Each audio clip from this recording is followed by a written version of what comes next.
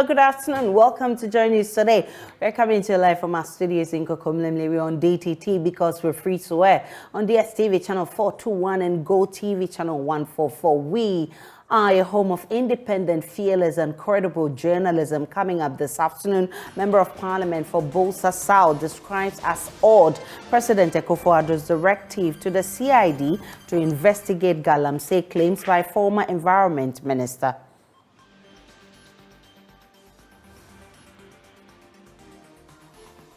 Also this afternoon, residents of Sibi in the Nkwanta North District mount pressure on government to provide the community with potable water.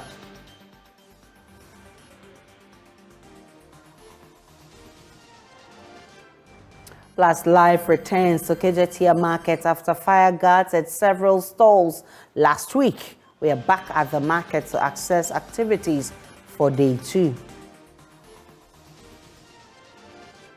My name is Aisha Ibrahim. We're also live on Facebook, YouTube, Instagram, and Twitter at JoyNews on TV. My personal handle is @Danana Aisha. Please stay for details.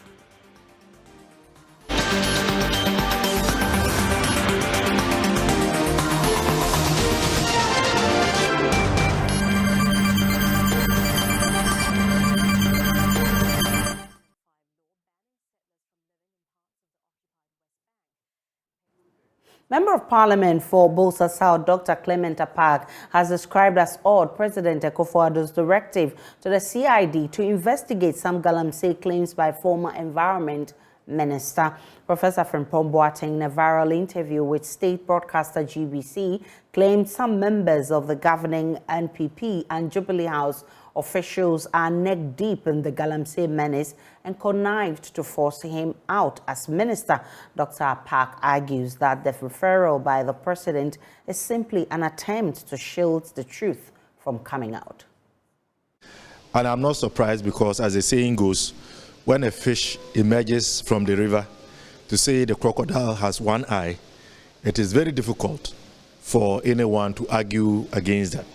So I believe that Professor Frimpong Boateng, his stature, his position, and his previous role in this whole fight, vis-a-vis the comments that he has made, clearly indict the presidency, the government, and officials of the MPP.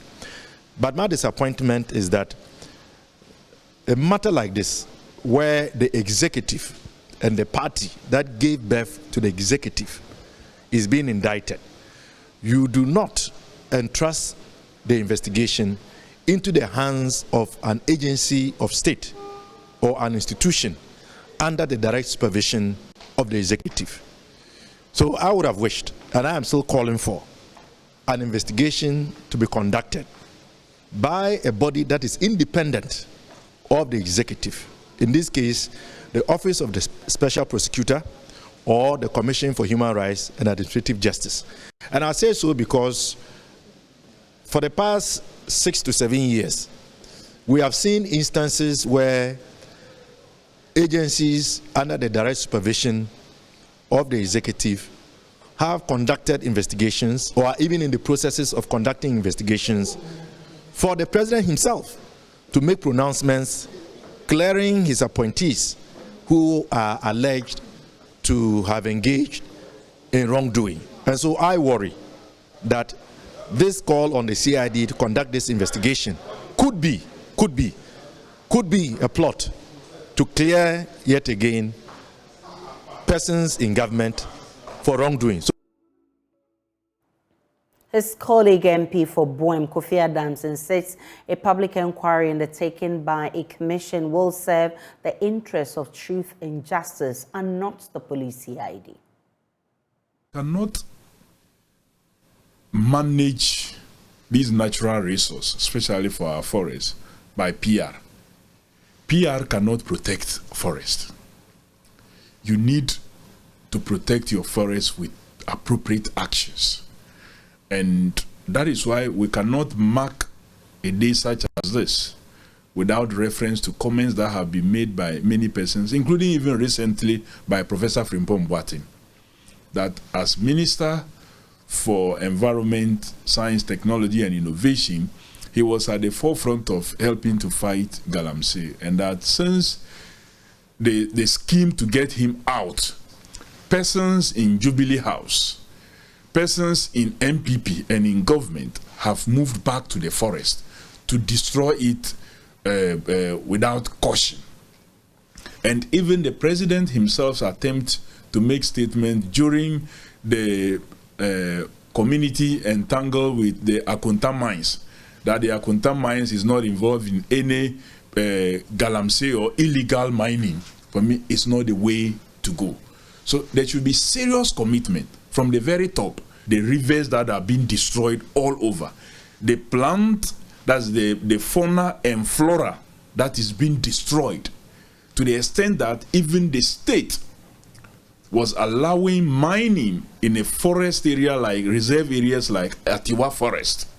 I just hope that it will not be another plan to cover up. Maybe, you see, Galamsey situation has gotten to a point where I don't think that we should be hiding our investigations. Professor Frimpong Boateng was not recorded secretly. He spoke publicly. I would have wished any hearing, any investigation will be done through a kind of a commission of inquiry.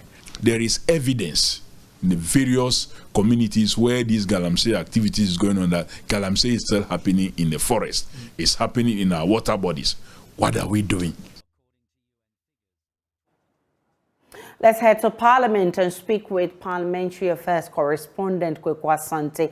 Kweku, what's high on the table in Parliament today?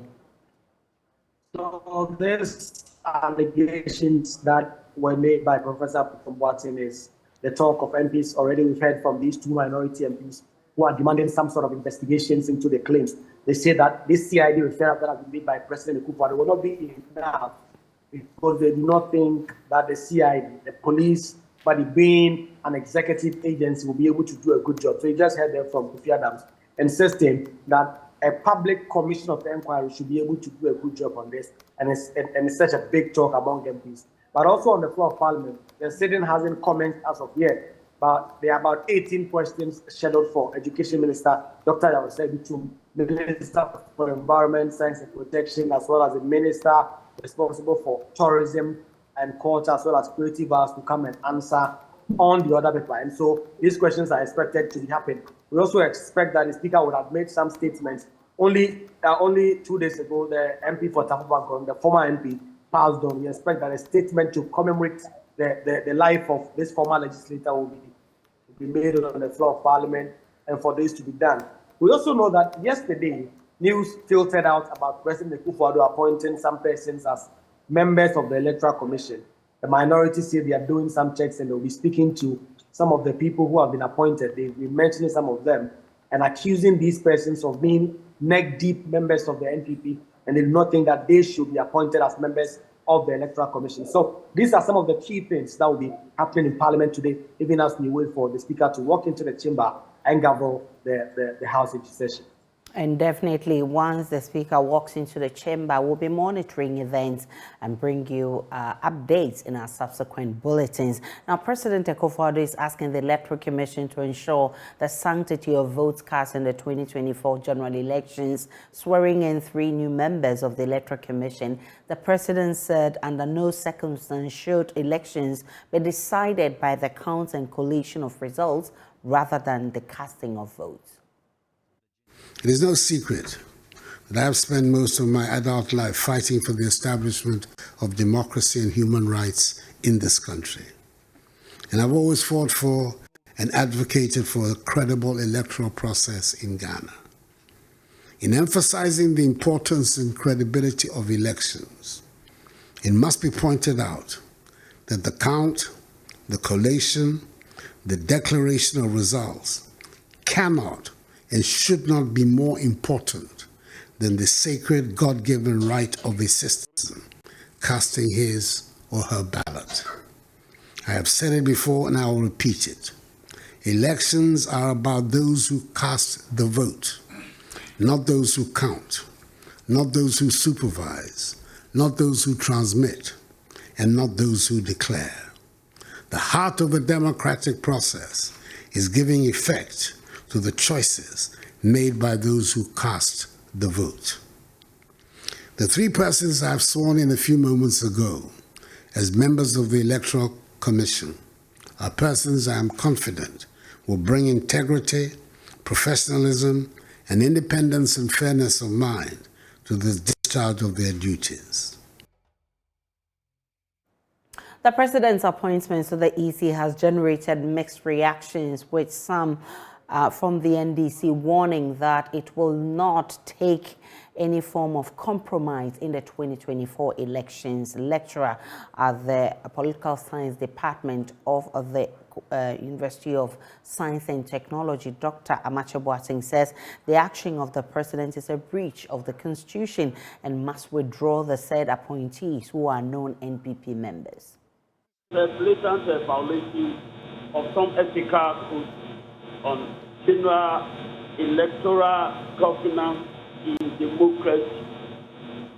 The extent that these institutions are supposed to be independent institutions, then the executive will always have to make conscious efforts to send individuals there who are not only there on account that they have been, if you like, appointed by the executive, but that also the society also receives them with the understanding that their presence would not affect the core elements in democracy, which ensures that the playing field is level.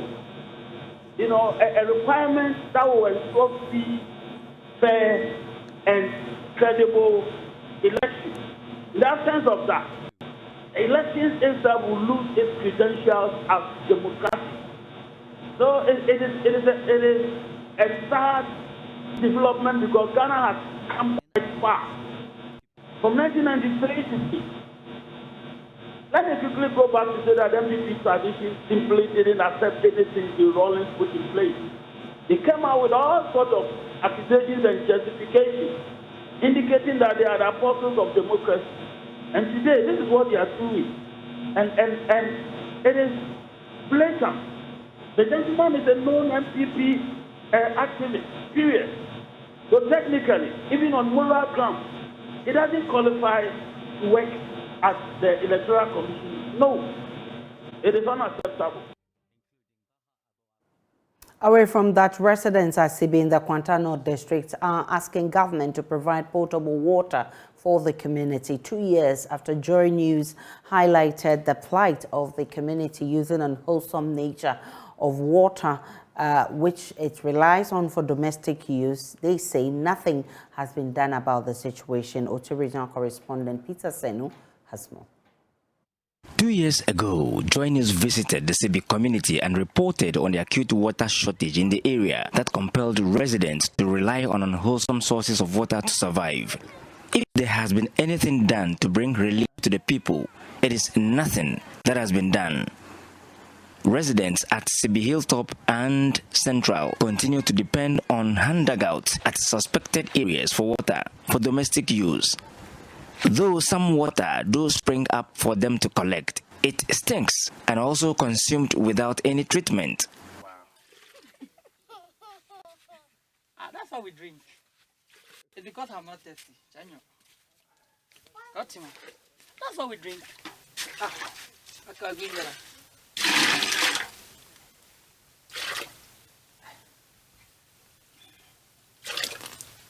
These young girls would stop at nothing to get water home for use, some of whom, we are told, are bitten by snakes during the search for water.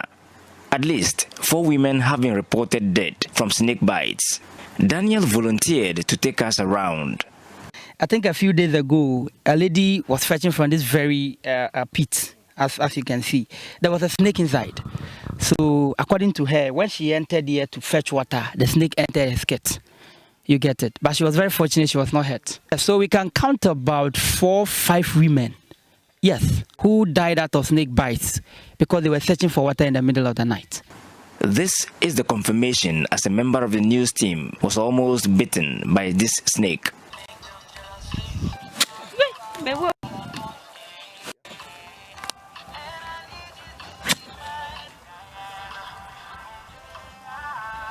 That's all. It is also worth mentioning that these springs are shared with the herds of cattle in the area, as the main dugout that the community relies on dries up. The only hope for the community is this mechanized borehole sunk for the community about a year ago by Ruth Nati Foundation. This does not serve the growing population, coupled with erratic power supply to the area by Northern Electricity Distribution Company, NEDCO. Kujo and his family are caretakers of the facility. The population at CB, both Central and Hilltop, we can't, the dam cannot help us. So up to now, we are still suffering of water problem. By then, so if it is raining season and then the water passes after the dry season, our women go there, sleep there, they dig the holes, then the water becoming small, and they'll be freshly bit by bit. Before they will break, maybe one person will get pan before coming to the house to feed on.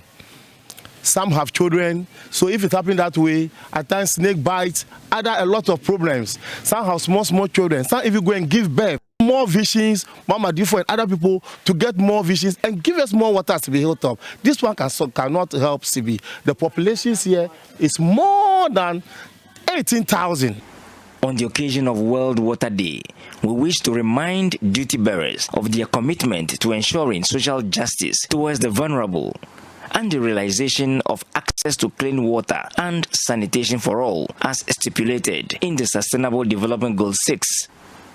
There are details in a Part 2 production as the acute water shortage has affected education, health delivery, and worker retention in the area.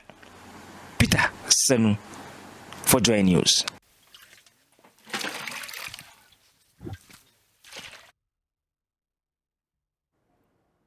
The proportion of people living with water scarcity is growing. That's the latest finding of the Center for Scientific and Industrial Research's Water Research Institute. The report shows how Galamsey is making water sources polluted and cannot be used for drinking and other purposes without treatment. On World Water Day, stakeholders are calling for more action to deal with the emerging issues. I'm selling the idea that part of the job should be given to the private sectors and the communities themselves to find a ways of providing their own water system, maintaining it, like the NEDCOWAS, for example. If you join the NEDCOWAS, they could give you a water system. They will educate you on how to maintain it, because water is not for free. But if we leave everything on the Ghana Water Company, then deprived areas like the Nanton would definitely be reached when everybody on that village, everybody living in that village is dead. So this disposal of feces, waste, plastics, and everything is a very good contributory factor to polluted waters. I'm hopeful, and it is my expectation that things will change. Because once upon a time, I got visitors from Germany, and I took them around outdoor areas, very polluted areas, and then they told me I shouldn't worry, because they were once there, polluting all their water bodies, but gradually the attitude changed, and then they are where they are, where waste has become a big business, and they are not even getting enough waste to treat internally. So we can get to the stage where everything has changed, and we have actually caught on with the craziness to keep our environment clean, and then we ensure that we don't put things into our system. And then we change our odor into a kind of thing, as we see in the UK. So things are going to change. And now that we are making strides in making education free, I think it will give place to people getting more and more enlightened, because we'll have then an elite society.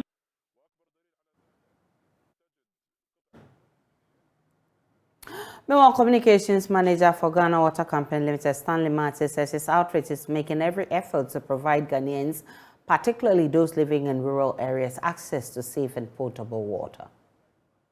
Ultimate objective is for everybody to have access to water. So we are doing a lot in that vein.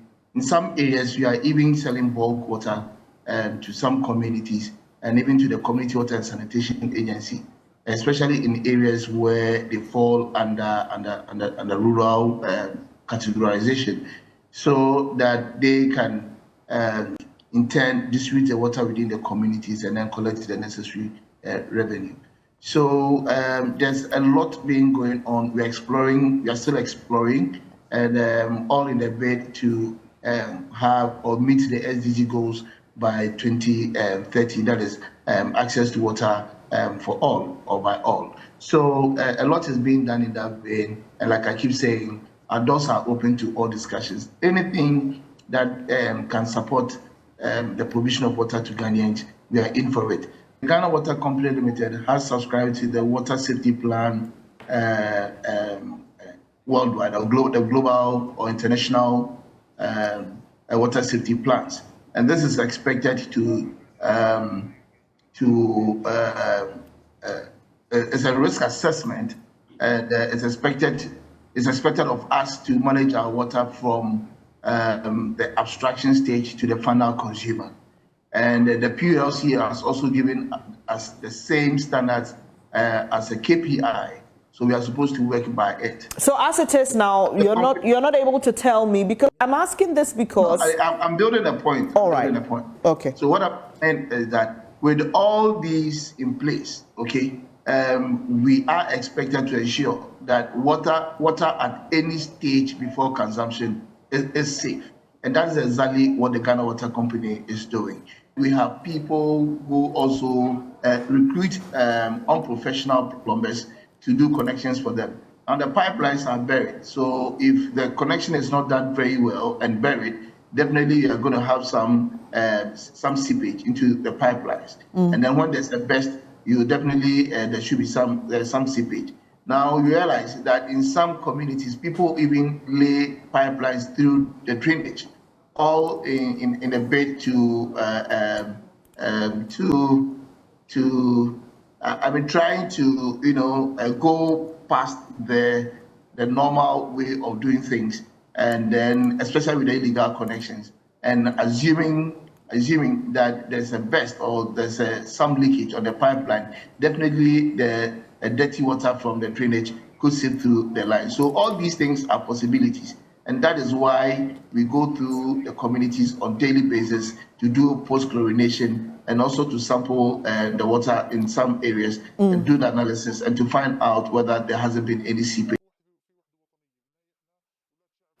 From water to electricity, and the BF Plus Steel Company has paid 20 million cedis to settle part of a 48 million debt owed the Electricity Company of Ghana. The company sued the ECG task force on Tuesday after providing an outdated check. The ECG task force visited again this morning, and after a protracted negotiation, the company has agreed to make part payment of their debt. My colleague James Aveji is with the team and joins me live from that the EC's enclave. James, how much has the company paid out of how much debt?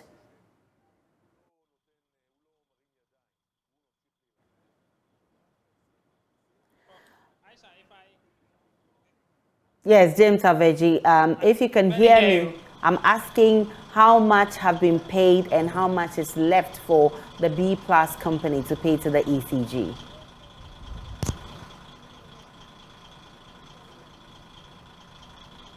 Okay, so the B5 Plus Steel currently owes the ECG 48 million Ghana cedis.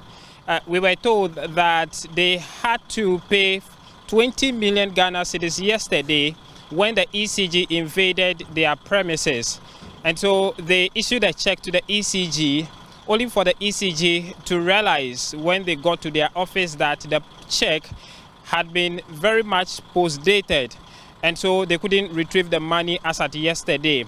And so that forced the ECG to come back to their premises this morning to demand for the payment, or they take them off the grid. And so it led to a very protracted meeting between the two parties, which lasted about some 45 minutes. And when they came back, they have agreed that the ECG actually generates an invoice for them, which they were instructed to go directly to the bank and pay into the account of the ECG within the next 30 minutes when the ECG visits the next stop and comes back. And so that was the interaction. If that transaction goes through, they will be paying 20 million Ghana cedis out of the 48 million Ghana cedis they owe the ECG. And the instruction from the ECG is that they are supposed to pay the rest 28 million Ghana cedis by end of next week, or risk being taken off the grid. And so that's the story of B5 Plus steel manufacturing company here in Tema. Where else is the team heading to, James?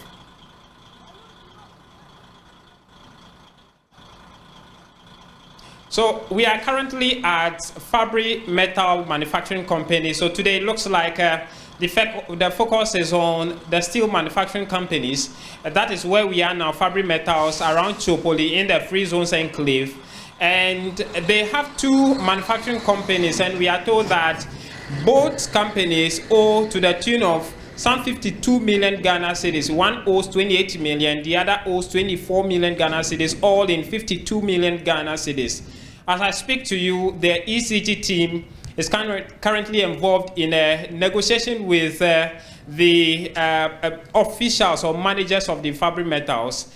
There was a bit of interaction between the two parties when the Fabry Metals demanded that the officials, although they are identified in their vest and all of that, give proof of identity of themselves. That lasted for about some 10 minutes, and then when they came to a consensus, they went into a meeting. And so we are yet to know whether they'll be taken off the grid, or they would also make some agreed level of payment to the ECG, allowing them to stay on the grid, and when they would have to pay the rest of the money. All these figures we are mentioning are all monies owed in arrears. And so if they come out of the meeting, we will know how much they are paying out of the total of 52 million Ghana cedis owed to the state power selling company, the ECG. James Aveji is a man monitoring the ECG task force, which is going round taking monies owes them. Definitely will bring you more from that in our subsequent bulletins. But on our climate focus this afternoon, during the construction of the Techiman-Kintampo Road almost 2 decades ago, the Tano Boase land near Techiman in the Bono East region was degraded. The degraded site was purchased by the late Dr. Paul Yeboah, who planted a variety of tree species to turn the land back to an eco-village. JoyNews' Mahmoud Muhammad Nuruddin reports the agroforestry, which is a carbon sink, currently provides locals with natural food and serves as a training center for organic farmers. I am Charles Katere, the Deputy Director of Ghana Permaculture Institute. GPI, that is Ghana Permaculture Institute, was established in 2004 by the late Dr. Paul Yeboah. In 2004, he got the knowledge in the permaculture system when he was a monastery in Tano Boase in Techiman. And when he had the training, he said, no, this system is a system that our forefathers were using. They were not destroying the land, they were just protecting the land, they were not using synthetic chemicals that causes a lot of harmful effects to the environment and to humanity as well. Agriculture is both a sufferer and a contributor to climate change. Crop yields are threatened by droughts, floods, and soil degradation. Agriculture accounts for about a quarter of global greenhouse gas emissions. Permaculture, a type of a communal rural farming developed in the 1970s could be a viable antidote to destructive monoculture. Permaculture encompasses economic and social aspects in addition to agriculture. Permaculture is one of the viable solutions to help combat climate change and food insecurity for the global population that is malnourished.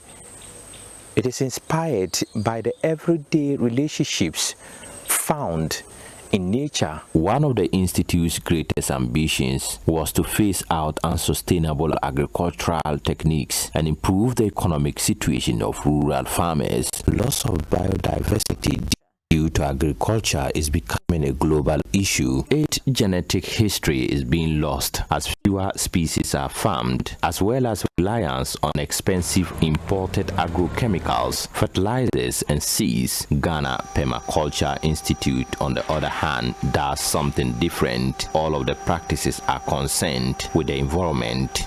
In the institute, we do organic farming, where we have different vegetables, we have different crops that have been planted, where we don't use synthetic chemicals, but rather we use organic fertilizer, that is animal manure.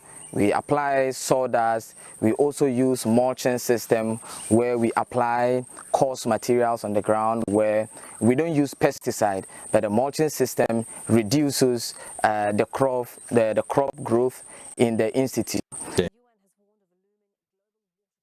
In the Ashanti region, life has returned to KJT market days after some stalls were consumed by fire. The market was closed down for about a week to allow authorities conduct a thorough investigation of the place.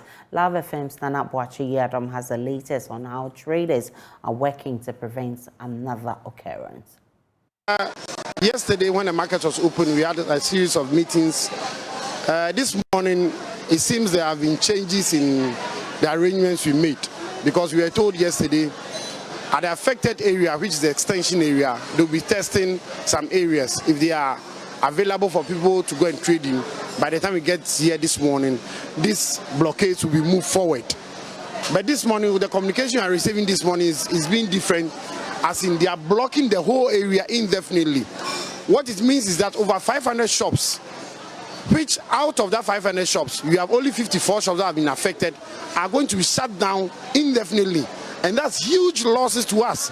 So it means at the first floor you have over 500 shops, at the second floor you have over 500 shops, and we've been told that 1,000 shops should be shut down indefinitely, when the fire itself was at an isolated area. What we were told yesterday, they'll be testing the systems and see as and when those shops that are far away from the epicenter of the fire, that have not been affected, it will be open for trading. But it seems this morning we are having a different story altogether. So at 9:30 a.m. this morning, we'll be having a meeting with the consultant, with the contractor and management, alongside trader leadership and the traders themselves who have been affected.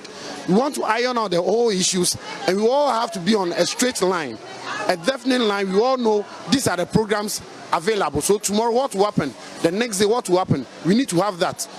We're also picking another intel. The owners of the market, the supposedly owners of the market, that's the KMA. Surprisingly, even officials of KMA do not care. None of them are even available to even communicate with the contractor as, you know, you do this, do that, I'll pay you this amount, I'll give you this amount. You know, I said, you pay trouble be in normal. And to a moment better than the Yamai. The chance of the Babatadi. And yes, see, Nanui, and any week now, watch a paper is see. And then I'm also mobile, I own say, Bibisa in Sibiu. I say, obviously, management to her. And they say, BBI, the management in him, and I train. By the Jano Nipama. It's a Nipama, Babiano, Behadi, from Behadi, no much of Muko, Behadi, no much of Muko. So, a granny, the idea bet me a cost society, because it say, Biana say, you're lucky, or I say, and yeah, dear bet me a cost. But then now, no phone, why? Think I idea bet me as some. They are some pet and power for the second same for now. One way ever to about almost a penny, and my end to buy any reason to almost a penny. There's so many be potting with Granum. Mammy, also shop inside Obia Yatum. So say ba say yen nyina yet fie. Aye den am aye. So he fa na ye de mu nyina eko. Say ye mu free inside on no. Ye de gyina ha ya. Ba bia ni ho aye ko. Ti nipa kro wo ba na say wanya de obedi a wakwa akoda fie adweno. So enti no so almost some man anka be boy. We're still live on JoyNews today. We're coming to you live from our studios in Kokomlemle. Let's take a break. When we return, this business.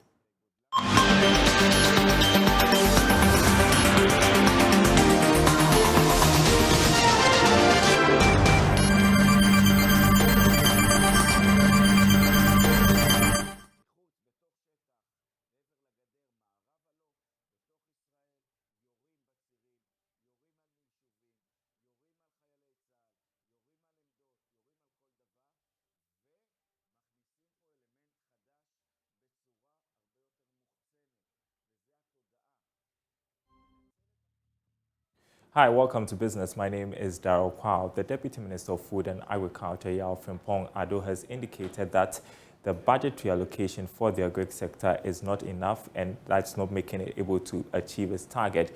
He's been calling for more donor funding to support the agri sector. Here's more from a workshop in Accra. Over the last 5 years, Alliance for Green Revolution in Africa, with funding from USAID, has increased its efforts towards contributing to an inclusive agriculture transformation in Ghana under the Partnership for Inclusive Agriculture Transformation in Africa. Speaking at a learning event organized to share insights from the implementation of the USAID Agra Piata program, Deputy Agric Minister Yao Frimpong Ado called for more donor funding to help the ministry execute its objectives. There's so much that we need to do in the ministry that the budgetary allocations alone cannot, and I repeat, the budgetary allocations alone cannot let us achieve whatever objective we set for ourselves. That is why we continuously rely on donor partners. And donor partners here, as far as this program is concerned, I'll mention AGRA and USAID, because they are funding a lot of policy initiatives in agriculture. The agriculture that we all see, maybe it's at the tail end that we see it on the table that we see, but it starts from policy direction in seed production. For example, if in 2016, the seeds that we were giving to our farmers were just giving us 2 tons for a hectare in maize production. And with improved seeds supported by partnerships like what we are seeing today, they are now making 4 tons and 6 tons per hectare. Then we should know the importance of the involvement of the private sector, or let's say the donor partners. Country Manager for Agra in Ghana, Juliet Lampo, highlighted some recommendations needed to improve the agri sector. What we have noticed, in spite of the successes that we have achieved, there are still yield gaps, for instance. I mean, we might have increased yields, but we still have most crops doing less than 60% of achievable yields. So our recommendations include the fact that we need to work harder, we need to double down and making sure that farmers have access to improved quality seeds of diversified varieties. Close to them, they are using the right soil fertility management technologies, including the fertilizers, organic and inorganic fertilizers. We are making sure that the private sector is actively participating, and that has to do with the policy environment. And I'm glad that we are working closely with the Minister of Food and Agriculture to make sure that private sector participation is up. 6 sector companies are becoming more and more competitive and are out there in the market, such that ultimately the farmer is able to produce more and also produce profitably. The USAID Agra Piata program focused on increasing farmers' access to quality seeds and fertilizer, improving the enabling environment for private sector participation in the input system, and strengthening smallholder farmer resilience. Now, caretaker Minister of Trade and Industry Samuel Jinapor has commissioned Volkswagen's assembly plant at the Tema Free Zones Enclave. Here's Kwame Yanka with more. Ghana currently has 6 vehicle manufacturing companies with capacity to produce over 70,000 vehicles to serve the domestic and other markets. Since 2020, Volkswagen VW has assembled 1,000 vehicles under the country's automotive policy, with about 20% of them exported to Cote d'Ivoire, Rwanda, and Kenya. With opening of its facility in Tema, the company takes over from Universal Motors, a licensed importer which assembled 6 models from semi-knockdown kits from South Africa. Caretaker Minister for Trade and Industry, Samuel Junapo, says the automotive industry and the component manufacturing industry is a key strategic sector globally. The sector is set to stimulate economic growth and transformation and a key driver of skilled employment, investment, local supply chain development, among others. As the substantive Minister for Lands and Natural Resources, I can assure you the government is fully committed to building these integrated industries by adding value to our bauxite and iron ore resources. And the Ministry of Lands and Natural Resources is working with the Ministry of Trade and Industry around the clock to provide adequate land for multiple free zones across the country to be used as areas for assembly plant expansions. In addition to this, we are implementing zero rating of value-added tax on the sale of locally assembled vehicles to make these vehicles cheaper by removing VAT on the sale of locally assembled vehicles, even to the end users.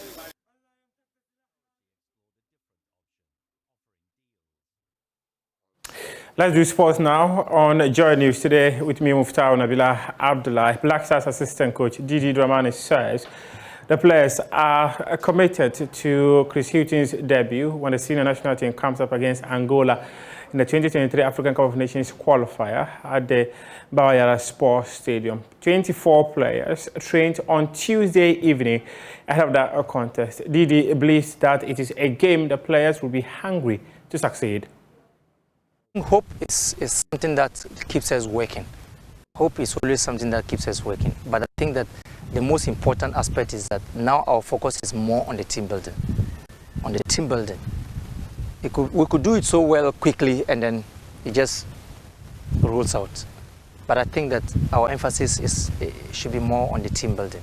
And I believe that we need your support. We need, even though we are going to do everything that is humanly possible, but we need a clear alignment of thoughts in these dimensions. You just don't put the blocks together quickly and then you say the house is full. When you do that, it's like you are just pinching yourself and laughing. First game against Angola. I think that the players will be very motivated. They will be motivated and everybody will want to catch their eyes and then to be able to come and give something. That's your sports for now. We do have more sports stories on myjoyonline.com and also at 2 p.m.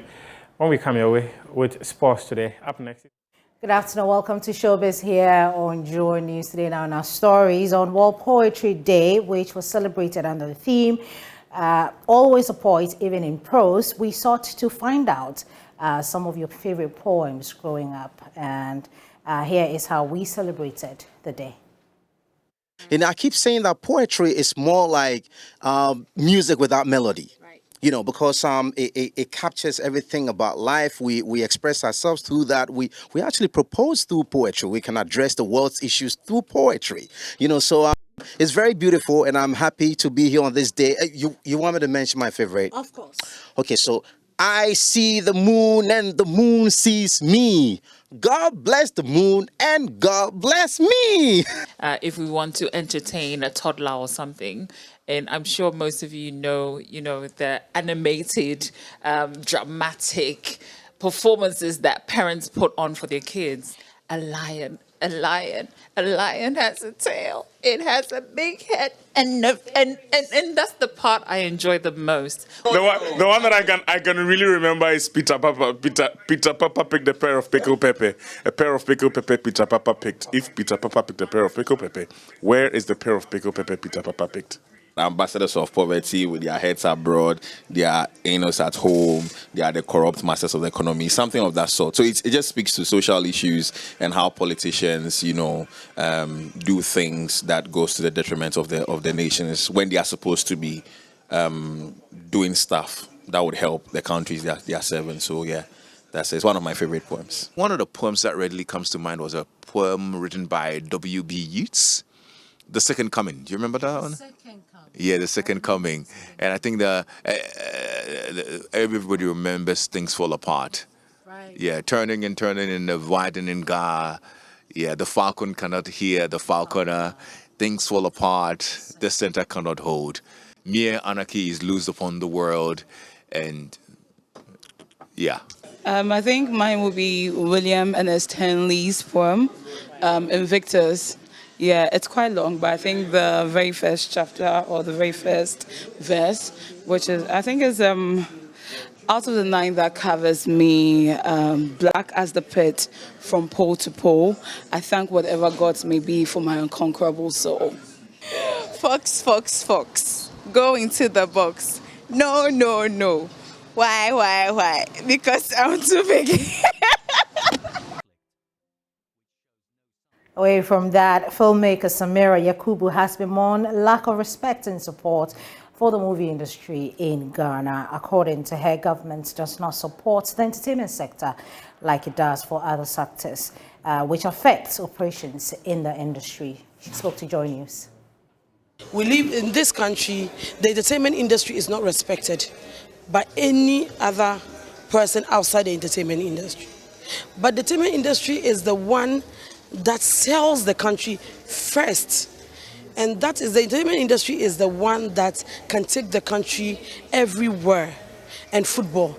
But it's hard for policymakers to respect the sector. And I don't know why.